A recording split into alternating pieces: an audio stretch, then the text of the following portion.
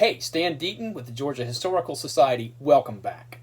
Well, in the midst of this coronavirus pandemic, it is now very clear that we're never really going to return to normal until there's a vaccine. I thought it would be a good time to look back at an event 66 years ago this week in the middle of the 20th century, when Dr. Jonas Salk field tested a vaccine for polio, and that eventually ended one of the great public health scourges of the 20th century.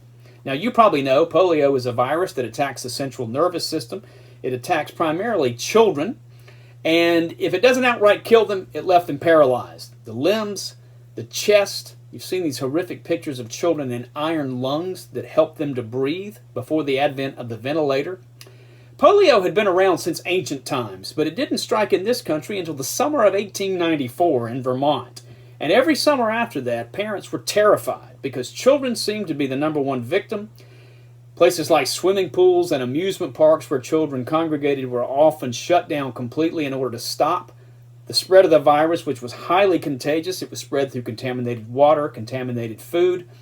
And still, anywhere from 35 to 50,000 children a year were struck down with this virus. The most famous victim was not a child, however. It was Franklin Roosevelt, who in the summer of 1921, at the age of 39, was struck down with polio. And he became, if you will, the poster child of polio research. He founded the Warm Springs Foundation. That became the National Foundation for Infantile Paralysis. That eventually became the March of Dimes, and it poured millions of dollars into polio research. In the summer of 1949, the March of Dimes hired a New York doctor named Jonas Salk to lead a team of researchers in creating a successful vaccine against polio. By the early 1950s, Dr. Salk announced that he had successfully tested a vaccine, a killed virus vaccine, on monkeys. By 1952, he could announce that he had tested it on his family, on children who had recovered from polio, and on adults who had never had it. That summer of 1952, there were 58,000 new cases of polio and 3,000 deaths, so it was really urgent. In March of 1953, he announced to a startled world that he was ready to start field testing a vaccine for polio, and that began on April 26, 1954, in McLean, Virginia.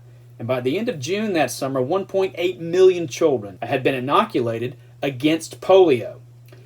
By the next April, in 1955, scientists and doctors could announce that the inoculations had been a great success and that the polio vaccine could become a part of the inoculation program for children. In 1956, there were only 6,000 cases of polio, and the numbers continued to decline. Now, in 1960, Dr. Albert Sabin created a live vaccine taken orally, and those two vaccines together virtually wiped out polio as an epidemic scourge around the world. The last polio case that originated in this country was 1979. Dr. Salk went on to be awarded the Presidential Medal of Freedom in 1977, and before he died, in 1995, at the age of 80, he was hailed as a scientific hero who had stopped dead in its tracks one of the great scourges of public health in 20th century America. As we go through this coronavirus pandemic, we can look to our past for hope. Stay safe. Stay strong. I'm Stan Deaton with the Georgia Historical Society. As always, thank you for watching.